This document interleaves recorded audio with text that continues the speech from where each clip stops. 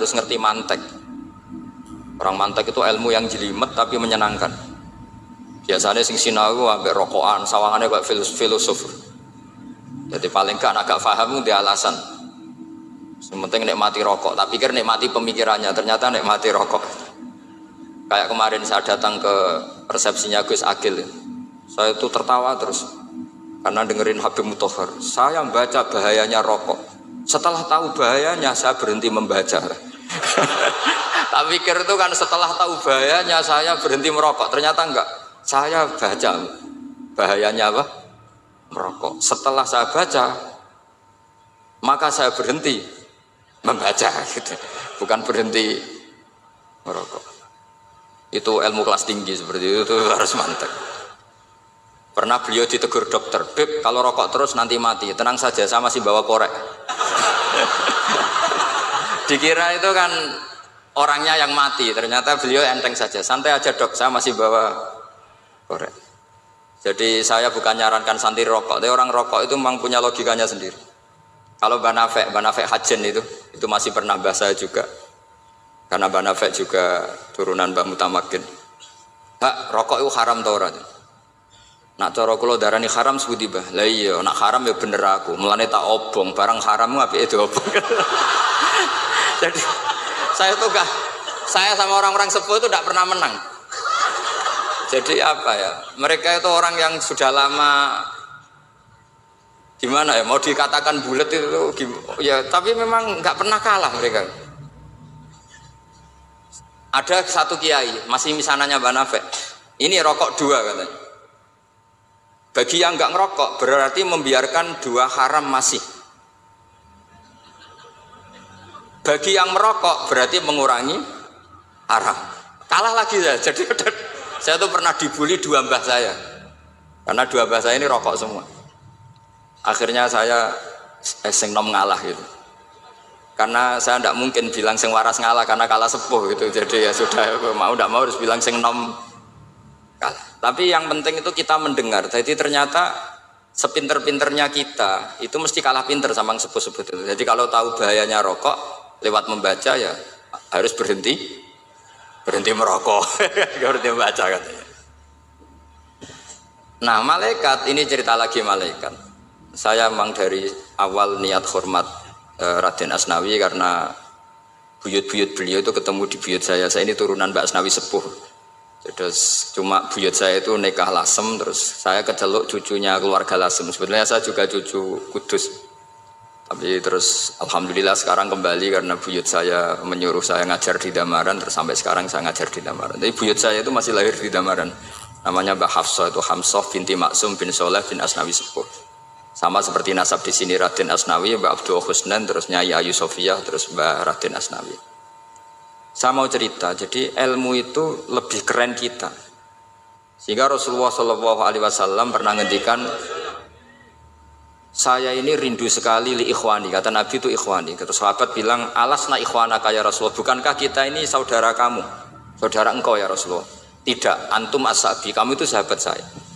Siapa teman-teman kamu itu ya Rasulullah? Yaitu kaumun yang tidak melihat saya, kemudian iman kepada saya.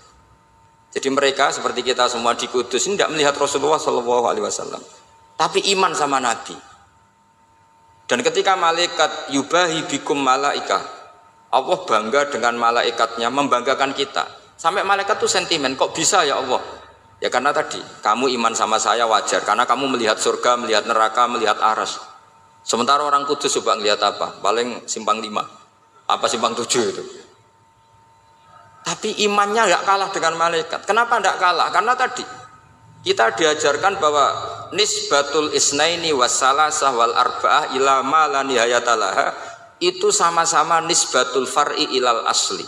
Tetap yang asli adalah angka 1. Jadi nggak mungkin aslu hadhil asya nggak dari Allah itu, nggak mungkin. Tetap dari zat yang 1. Kemudian tentu ini bukan nisbatul walad ilal walid, anak ke bapak tentu enggak. Tapi nisbatul khaliq sama makhluk. Tapi apapun itu pasti 1. Sehingga Imam Amudi akhirnya masuk surga lewat jalur itu. Tidak usah lewat pertanyaan man rabbuka wa man nuka. Kelasnya disuruh ngajar malaikat. Saya punya rencana jadi pengajar malaikat nanti itu kan. Jadi Orang-orang kudus yang dapat barokahnya Raden Asnawi nanti jangan mau kalau ditanya marbuka manabiuka. Kelasnya itu harus apa? Jadi gurunya malaikat. Karena bapak kita Nabi Adam itu keren. Nabi Adam itu adalah orang yang disuruh Allah dipresentasikan, dibanggakan Allah di depan para malaikat. Ketika ada malaikat yang agak hasut, tapi itu tidak malaikat papan atas, malaikat yang kebanyakan. Itu kan agak gak terima Nabi Adam jadi apa? Khalifah. Sampai malaikat ini usul ataj'alu fiha mayufsidu fiha wasfikut. Makanya kalau saya protes sama malaikat itu malaikat yang ini, bukan Jibril sama Israel. Kalau protes Israel bahaya ya. Bisa dihabisin. Saya pernah ditanya seorang kiai, Gus jenengan gojlok malaikat kok berani? Ya karena malaikat yang jenis ini pernah gojlok Nabi siapa? Adam. Enggak percaya kalau Nabi Adam itu layak mimpin sampai protes ataj'alu fiha mayufsidu fiha wasfikut dimana. Tapi apa yang terjadi? Allah mengajarkan satu ilmu di Nabi Adam, kemudian disuruh meresentasikan. Qala ya Adamu ambihum bi asma'ihim. Adam, coba kamu presentasikan ilmu kamu. Setelah Nabi Adam fasih mempresentasikan ilmu, kata Allah, kamu bisa enggak sepinter Nabi Adam? Enggak bisa ya Allah. Makanya sudah saya bilang ini alamu malah. Saya lebih tahu siapa yang layak mimpin. Jadi layak mimpin itu pertama harus kuwatul ilm. Ilmunya itu harus kuat. Nanti saya akan cerita hubungannya Raden Asnawi dengan Syekh Nawawi. Apa itu hubungan teman, apa murid guru, itu memang masih jadi polemik sampai sekarang. Kalau saya ya keyakinan saling istifadal. Ini bahasa netral, tidak murid guru tapi saling apa? Istifadal. Kata Syekh Nawawi dalam tafsir Munir itu, ilmu itu nomor satu. Sehingga beliau setiap ada ayat fa inna hisbawahi humul ghalibun, beliau pasti menafsiri bil hujjah wal barohin la bis saulah. Saya masih ingat betul takbirnya, memang saya hafalkan. Tapi bukan untuk modal pidato, bukan modal sebagai wong alim. Kalau pidato gampang, pidato itu semua orang bisa. Kalau jadi orang alim itu tidak gampang. Lebih susah lagi wong alim berpidato itu kalau nggak pernah mbah saya tidak mau. Karena memang saya terkenal nggak suka pidato.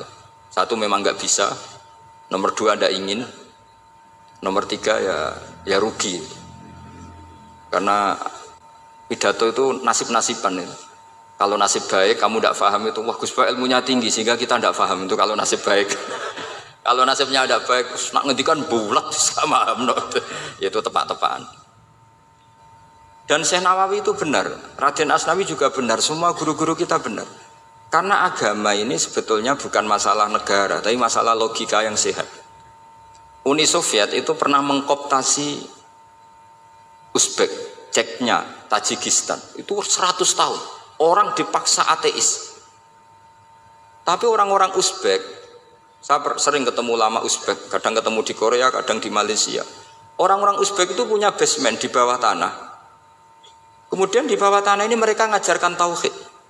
Ngajarkannya ya gampang. Misalnya ini sesuatu yang ada, ya ini. Ini ada penciptanya enggak? Ya ada. Siapa? Tukang katanya. Yang penting itu enggak ada logika bahwa sesuatu yang ada disebabkan oleh ketiadaan. Lah orang komunis, orang ateis itu orang yang mengatakan alam ini didahului oleh nihilisme, oleh adamiyah. Masuk akal enggak sesuatu yang ada, penciptanya sesuatu yang tidak ada. Sehingga orang anak-anak Uni Soviet itu enggak pernah kepikiran membenarkan ateis itu enggak pernah. Bareng Uni Soviet ada itu Glasnost Perestroika itu kemudian hancur, semuanya langsung menjadi negara Islam, termasuk Uzbek, Tajikistan, karena diajari ilmu, bahwa ilmu itu yang nggak pernah kalah oleh negara. Sehingga saking pedenya Rasulullah SAW ketika Sulhul Hudaybiyah, ini agak jelimet, tapi gampang dicerna. Sulhul Hudaybiyah itu satu perjanjian yang semuanya merugikan Rasulullah. Yaitu kalau orang kafir masuk Islam disuruh kembalikan ke kafir, karena kafir itu bagi mereka habitat, Islam itu hal yang baru. Tapi kalau orang Islam menjadi kafir nggak boleh kembali Islam, berarti kembali ke habitat. Semua perjanjian itu merugikan. Sampai masyhur Sayyidina Umar protes ke Rasulullah, jenengan masih nabi. Itu kan ekstrim tanya, jenengan sampai sekarang masih nabi? Ya saya masih nabi. Kenapa tanya demikian? Karena semua perjanjian merugikan Islam, menguntungkan orang apakah? Semua sahabat sebetulnya persis Sayyidina Umar protes, kecuali Abu Bakar. Lama-lama akhirnya Di antara perjanjian itu berbunyi begini. Tapi saya minta satu hal. Orang boleh mendiskusikan Islam tanpa tekanan. Itu saja permintaan Nabi. Orang boleh mendiskusikan Islam secara bebas, tidak tertekan. Karena orang-orang kafir melihat itu hal yang biasa. Ya nggak masalah Muhammad. Akhirnya orang diskusi. Islam itu apa sih? Islam itu orang yang menuhankan Allah. Allah itu siapa? Zat yang menciptakan langit dan bumi. Lama-lama orang kafir berpikir, wah keren. Tuhannya Muhammad bisa bikin langit dan bumi. Tidak kayak Tuhan kita, malah kita yang bikin. Jadi mulai debat itu mulai. Terus ada yang cerita lagi. Saya pernah loh nyembah Lata, pas itu dikencingi luwak. Masa ailahun yabulu alai sa'laban, masa Tuhan kok dikencingi luwak?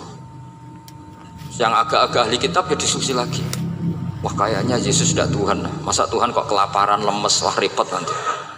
Jadi makanya Allah ketika gojlok wa ummuhu siddiqah kana yakulani ta'am. Mal masihu ibnu Maryam illa rasul qad khalas min qablihir rusul wa ummuhu siddiqah kana yakulani. Coba paradok enggak misalnya. Kamu didolani Nabi Isa terus ketok lemes. Kenapa? Tuhan, saya agak sakit keroi dulu. Kan enggak kebayang ini. Punya Tuhan yang sakit setelah makan sehat terus. Kan enggak kebayang seperti itu. Ketika Nabi punya konsep Tuhan, Tuhannya Muhammad itu siapa? Yaitu zat yang la awalalah, zat yang pertama. Lalu Tuhan itu siapa? Tuhan itu yang menciptakan langit bumi. Tuhan itu siapa? Yang memulai segalanya. Lama-lama mereka berpikir, wah kalau gitu yang benar itu Islam. Maka kata Imam Zuhri, Syihabuddin Az-Zuhri, famaka nafathun fil islami a'zoma min sulhil hudaybiyah innamaka nasu yatafaduluna fil hadis wal munazah. Semua teks riwayat itu ada kata wal munazah, orang bebas ngomong dan berdebat. Munazah itu berdebat. Terus akhirnya falam yatakallam ahadun bil islami yaqilu syai'an illa dakhala fihi. Kemudian setelah berdebat dan mereka tahu Islam, pasti akhirnya masuk. Dan itu yang sekarang terjadi di dunia. Makanya saya pernah ditanya seorang profesor, Gus, kalau di Jogja ada sekolah perbandingan agama, menurut Anda gimana? Asal itu tentang agama, nggak apa-apa. Tapi kalau yang dibandingkan umat Islam itu jangan.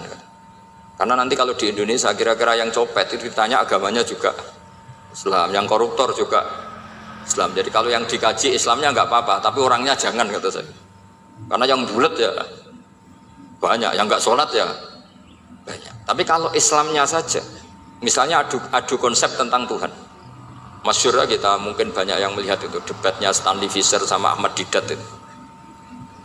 Tuhan kamu siapa ini itu sama Didat cerita Tuhan saya itu lam yalid wa lam yulad wa lam yakul lahu kufuwan. Itu spontan ada seorang mahasiswi bilang, sepertinya Tuhan Anda lebih menarik. Karena Tuhan Anda yang menciptakan langit bumi, yang Tuhan ini kok lahirnya sudah di bumi, masa lahir-lahir langsung jadi Tuhan.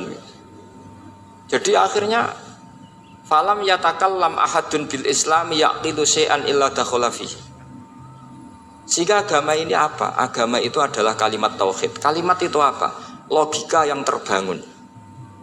Nah, ketika logika itu terbangun, maka disebut yusabbitu Allahu alladzina amanu bil qaulis tsabit fil hayatid dunya wa fil akhirah. Allah itu akan menetapkan satu kaul, satu presentasi ilmiah atau satu kesimpulan ilmiah yang kesimpulan itu nyata benarnya. Dan ini akan nyata terus baik di kehidupan dunia maupun kehidupan apa? Akhir. Seperti Allah sebagai Tuhan. Itu akan nyata terus. Di dunia Allah ya Tuhan, nanti di akhirat juga Tuhan. Tapi Tuhan selain Allah, maka menjadi Tuhan ini nunggu ada yang menuhankan. Misalnya Fir'aun, itu jadi Tuhan karena ada yang menuhankan. Sekali dia mati, dia sudah aset wisata, bukan Tuhan lagi. Makanya gejolokannya orang ulama Arab, kalau ketemu ulama Mesir, kalau gejolokan itu lucu. Orang Arab, ada Abu Jahal, Abu Lahab, penggaweane ngusir Nabi gitu. Itu gejolokannya ulama Mesir. Kata ulama Arab, kamu gayanya benci Fir'aun, tapi rizki kamu dari wisata melihat Fir'aun katanya. Itu gejolokannya ulama Arab sama ulama Mesir. Sehingga agama ini mengajarkan apa? Satu kalimat. Makanya kamu harus belajar mantek. Dulu Raden Asnawi ya pengajar mantek. Dulu buyut saya di sini Mbah Fauzan, abahnya Mbah Pah itu, mbahnya itu juga pengajar mantek. Karena di antara yang diceritakan Allah itu Wa ja'alaha kalimatam baqiyatan fi aqibih. Tugas utama Nabi Ibrahim adalah menjadikan satu logika. Kalimah itu logika. Itu menjadi logika yang abadi. Baqiyah itu abadi. Fi aqibih, di anak turunnya Nabi Ibrahim. Misalnya begini, saya beri contoh ya. Misalnya saya mengatakan teh ini hitam. Itu menjadi kalimah karena diucapkan, tapi tidak menunjuk hakikat karena tehnya berwarna apa? Kuning. Sehingga Quran kalau menyalahkan orang kafir itu ngendikane kaburas kalimatan takhruju min afwahihim. Omongannya orang kafir itu menjadi kalimat karena diucapkan dari mulutnya. Kenapa menjadi kalimat? Karena diucapkan tapi tidak menunjuk hakikat. Seperti orang mengatakan 2 ditambah 2 itu 10. Itu kalimat, tapi kalimat yang salah karena tidak menunjuk hakikat. Seperti orang kafir mengatakan Tuhan itu 3, itu kalimat karena diucapkan tapi tidak menunjuk hakikat. Tapi ketika seseorang mengatakan Allah itu Tuhan, Tuhan itu satu, itu disebut kalimatu haqqin 'alaiha nahya wa 'alaiha namut. Mriki tahlilane wa 'alaiha napa wa biha? Wa 'alaiha napa wa biha? Wa 'alaiha, ya ada yang tahlilan wa biha. Itu enggak tahu sanadnya dari mana, pokoknya ada yang wa 'alaiha, ada yang biha. Kenapa dikatakan kalimat tauhid? Karena kalimat yang dari kesimpulan berpikir. Dan agama ini dibawa Nabi Ibrahim itu untuk membawa kalimat tauhid. Ciri utama kalimat tadi, kamu yakin seyakin-yakinnya bahwa nisbatul snaini wassalasah wal arba'ah ila ma la nihayata laha itu kanisbatis snaini ilal wahid, yaitu semuanya fardun minal asli. Aslinya adalah wahid. Sehingga di kitab, saya pernah ngaji Mbah Mun, namanya kitab Al-Husunul Hamidiyah. Itu dikarang oleh ulama-ulama sekarang, itu diajarkan di MGS. Ini mbah-mbahnya Gus Akil, pendirinya madrasah MGS. Itu ada gambarnya di situ. Di situ ada gambar piramida, ada gambar hewan, ada gambar pohon. Kata yang ngarang, gambar sedetail ini, sejelimet ini dimulai dari nuqtah wahidah. Tetap dimulai dari satu titik. Dan ini disebut nuqtatil wujud. Jadi orang kudus sebanyak ini tetap dimulai dari satu orang, yaitu Adam. Adam dimulai dari ketiadaan. Lalu siapa al-mujid? Pewujudnya siapa? Hanya Allah Subhanahu